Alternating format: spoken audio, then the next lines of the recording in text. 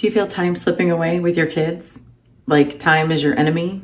And if you're a single mom like me, the time probably is split in half if you share custody with your kids. But I'm excited because today I'm going to show you my 5 steps to making more time with your kids one-on-one and turning the ordinary into the extraordinary. Today, I'm going to share 5 ways with you of how to create one-on-one time with each of your children in fun, new ways and on a tight budget.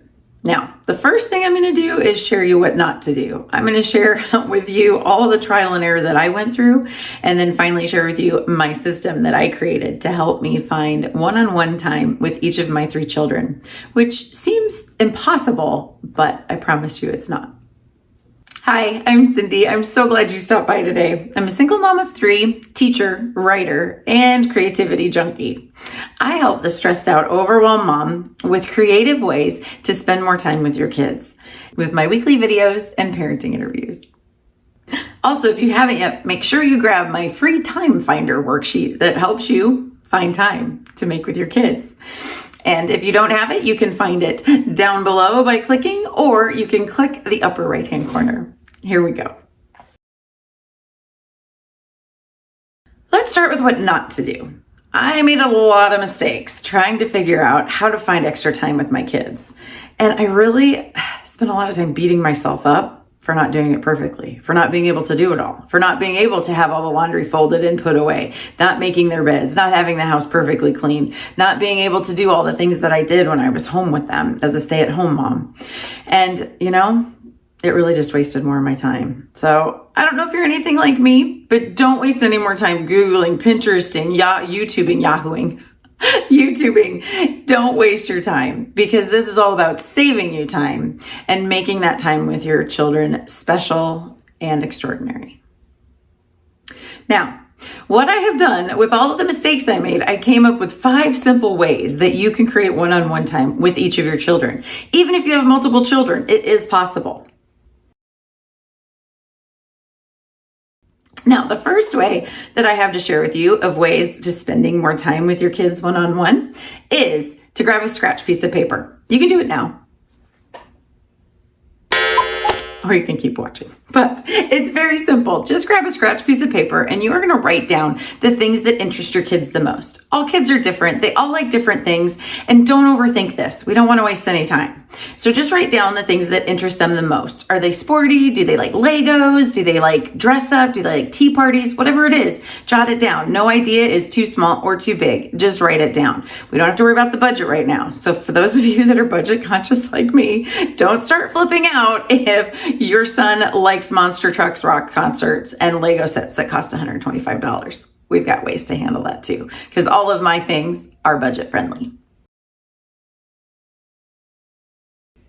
Okay, now the second way that I have to show you of ways to creating more one-on-one time with your kiddos is looking at your schedule. I know it can be overwhelming, but we're not getting overwhelmed in this process. Remember, being overwhelmed just wastes time. We're not doing that. So what I want you to do is take an honest look at your calendar. Take out your calendar, look at the month first. Take a monthly glance.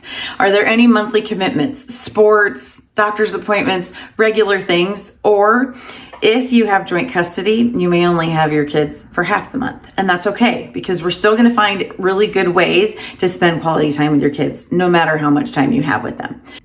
And don't forget, while you're looking at your schedule, grab the free time finder that I have for you. The link is below or in the upper right-hand corner. Grab it, because it will help you find more time. So if you have joint custody, here's my suggestion on your monthly. Look at your month, figure out the weeks that you don't have your kids, and book those weeks solid with the things that you can do when the kids aren't around. Doctor's appointments, office visits, meetings, working, whatever it is that you could spend time away from your kids doing, so it doesn't take time away from your kids when they're with you. Now, if you have full custody, it might be a little bit more of a challenge to find extra pockets of time, right? Because you're a 24/7 parent. You never feel like you get breaks. But I promise you, if you ask for help, which is always so hard for me to do, I feel like I shouldn't have to ask for help. I feel like I should have it all together. But remember, you're not Superwoman. Okay, you're a super mom, but you're not superwoman, and no one expects you to be. And here's the thing with asking for help. People want to ask, people want to help. They want you to ask them, but they're afraid to ask you. So don't be afraid. People want to help you. It would bring them such great joy and be a blessing to them and to you to ask for help a few hours a week or even a month to give you some time and buy you some time to do the things that you need to do away from your kids so you got more time with them. Then, after you look at your monthly schedule, I want you to break it down by week. If your weeks are anything like mine, they fill up very quickly. Now, write down sports, doctor's appointments, talked about that, dentist, school commitments, the time they're in school. We really want to really focus on the weeks that you've got your kids, because those are the times that we're really going to try to find those little pockets of time for them. Now, let's be honest. When the kids are at school, if they're school age, they're gone 8 hours a day. If they're in sports, there's another 3 hours after school. If there's midweek visits or shared custody things or holidays or whatever, the time starts to shrink down and you may be limited to 30 to 40 minutes left in the day after dinner, bath, shower, homework. Let's be real. The time is limited, but I kid you not, 5 minutes with each kid. It's all about quality, not quantity. So even 5 minutes counts because they remember and they know that you're there and you're present. Which brings me to the third way that we're going to talk about spending one-on-one time with your kids. Being present. It's so important to be present with your kids when you're with your kids. It's so tempting, especially as a single mom, to feel like you have to keep all the balls in the air and be multitasking all the time. But when you're with your kids, just be with your kids. It's okay to turn the phone off. It's okay to put it in a different room. It's okay to shut off all electronics and just take a moment and be present. That's the best gift you can give them. That's why it's called the present. Okay. But be present with them. Put your phone away. Take all distractions away. And if you have multiple kids, this can be a little bit more of a challenge because the other kids are going to want you and they're going to need you and they will be a distraction themselves. So if you have more than one, find an activity, a quiet activity or something that the other children can do. Now, if you only have two and you've got one that is doing something else while the other is with you, find something fun for that other child to do and remind them that when you're with them, you want to be present with them too, and they can provide that gift to their sibling as well, because they'll want the sibling not to interrupt when they're spending time with you also, right? Right. Now, if you have 3 or more kids, it's kind of fun because I don't know about your family, but with my 3 kids, there's always an odd man out. Am I right? Right. So here's a great way to actually help curb that and help your kids be more supportive of each other and really bond with one another because they're always with each other. If you've got joint custody and they're going back and forth from home to home, nobody understands that like their siblings. So if you break 2 of them off, find something that they can do together. I have found that when I have my daughters together, when I'm doing something with my son, or when I'm with my oldest daughter, my son and my youngest daughter have so much fun together. They actually bond and really strengthen those relationships. So the odd man out starts to dwindle a little bit more. So make sure the kids are occupied, be present, put the phone away, and just be with your child.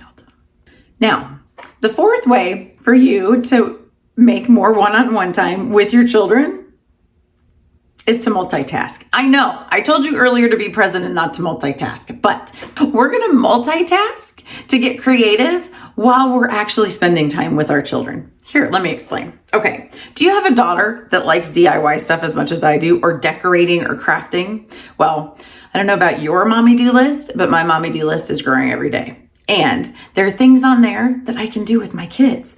For example, my 14-year-old loves to do DIY. So we will find a DIY project that I actually have to do in the house, like make drapes for the kitchen or paint a bathroom or fix something, whatever it is. We find ways to spend time together working on the project together. Not only does it give the kids a little bit more ownership in the home, but it's just a great way to spend time and you're getting something crossed off your list at the same time. Now, if you have a son like me that likes all things Legos and building and tools, well, let me tell you, that is where it really comes to life, because This mom doesn't know how to use power tools very well, and there's nothing better than a son being able to teach his mom how to use a power sander. I'm just saying. Last summer, we made flower boxes for my front porch, and we had so much fun laughing and giggling about all the things that mom didn't know, but we learned together. We created a really cool memory because every spring when we pulled those flower boxes out of the barn,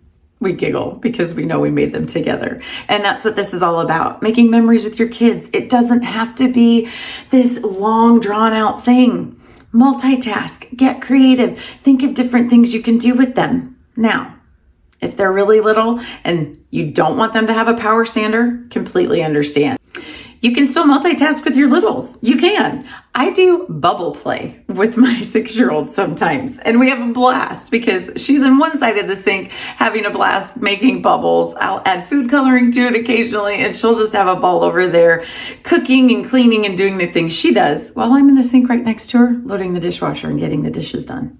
Multitasking, still with her, still present because we're doing the same thing, but I'm still crossing things off my mommy do list. So that is my 4th way for you to kind of come up with creative ways to spend one-on-one times with your kids. Now, the 5th and final way that I want to share with you to have great one-on-one time with your kids in creative and fun ways, be lazy. Yes, I said be lazy. I know, we feel like we can never be lazy or relax as single moms, but I promise you, it's really fun when you just relax and think of lazy ways to do things. I know, it sounds silly, but here's an example.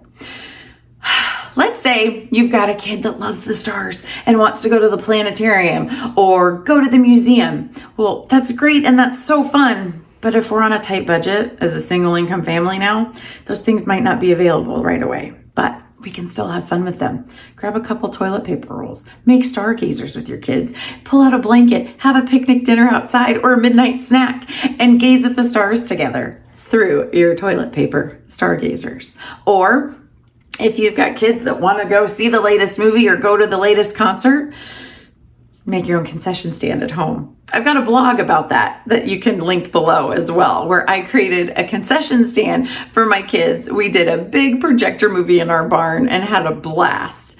And I have to say, it was more memorable than any other movie we would have just gone to the theater and sat in like we always do. Remember, this is about making things extraordinary, not just ordinary. And when we do that, we save on our budget too.